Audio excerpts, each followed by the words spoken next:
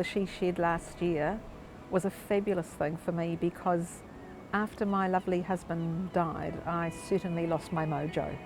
And being able to be in the she shed tour, which I hadn't been for the 2 years before that, really got me back into working. Kia ora, I'm Marg Hansen. I live in the beautiful Makorori beach, and I'm an artist working in acrylic, capturing generally ephemeral images of things that are around here. So I'm inspired by something that might be a very fleeting image that passes my eyes. If you see the waves crashing on the reef, or wafting off the reef, or a little bit of wind lifting an edge of a wave, a tiny little thing like that will catch me and stay with me for a long time, and it might come out as a painting 26 years later. You have to act like a real artist. You have to go up to your studio with a glass of wine at ridiculous hours like breakfast.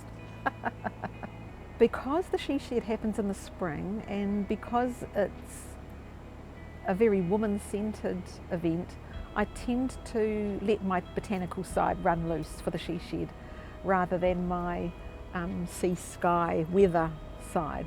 And I tend to think about spring images.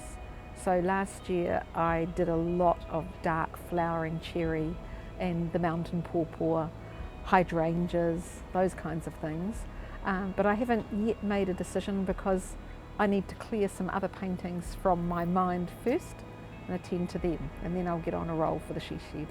We all work in isolation, so it's fabulous to have a community of people that you can talk art with, and I love the diversity of the practices. So we have potters and mosaics and fabric artists and painters.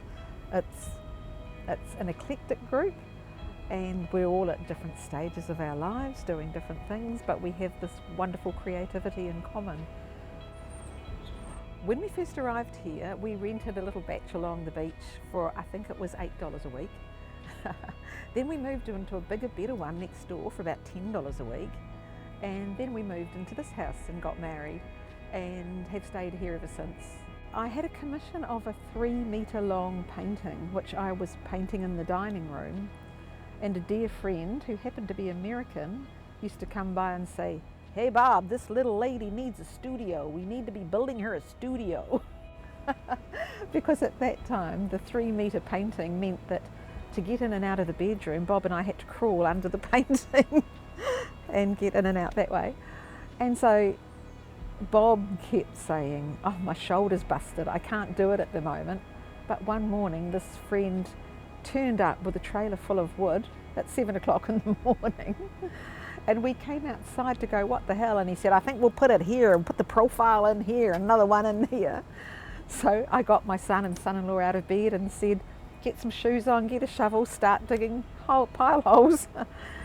When I was a very young child, one of my first memories is of our mother drawing for us.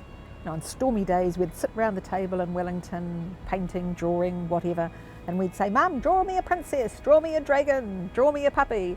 And she was a fabulous drawer, and could draw anything we wanted. And I think that's where I got my love of drawing. In other arms of our family there are artists as well, and always loved drawing. I've drawn and painted all my life. I took art and art history through high school. I wanted to go to art school, and my parents said, "That's not a real job, you'll just end up starving and drunk in a garret." And I thought that sounded okay.